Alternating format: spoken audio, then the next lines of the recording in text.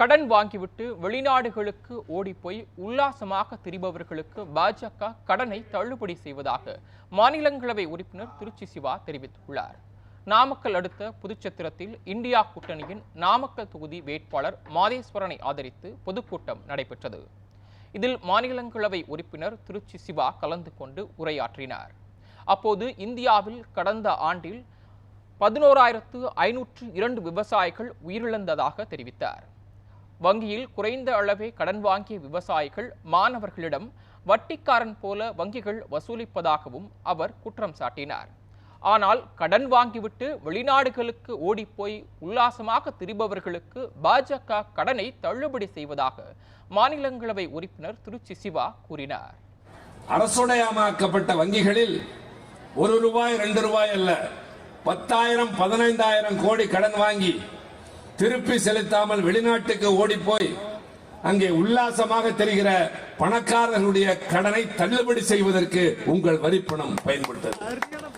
அதே விவசாயி ₹2 லட்சம் கடன் வாங்கினால் திருப்பி தர மறுத்தால் அல்லது முடியாமல் போகுமேனால், பருவமழை பொய்த்தால் பஞ்சம் வந்தால் முடியாது என்று சொன்னால் ஈட்டிக்காரனை போல அவர்களிடம் வசூலித்த அரசாங்கம் மோடியின் அரசாங்கம்.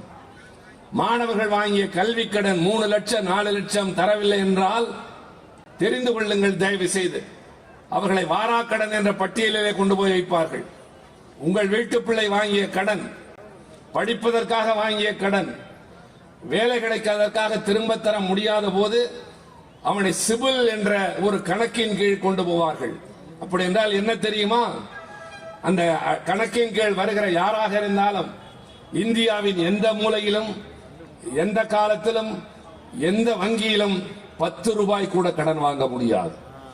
வேலை கிடைக்காத உங்கள் பிள்ளை ஒரு 2 லட்சம் இருந்தால் ஒரு லேத்துப்பட்டறை வைக்கலாம், ஏதாவது ஒரு தொழில் தொடங்கலாம் என்று வங்கியிலே போய் உதவி கேட்டால், நீ வாங்கிய கல்வி கடனை திருப்பி செலுத்தவில்லை, எனவே உனக்கு கடன் கிடையாது என்று விரட்டுகிற இந்த நாட்டு அரசாங்கத்தின் வங்கிகள் 10,000 கோடி கடன் வாங்கியவனை தள்ளுபடி செய்கிறது என்றால் இதை நீதி கேட்க வேண்டியது யார் என்றால் நாட்டு மக்களாகிய நீங்கள் தான்.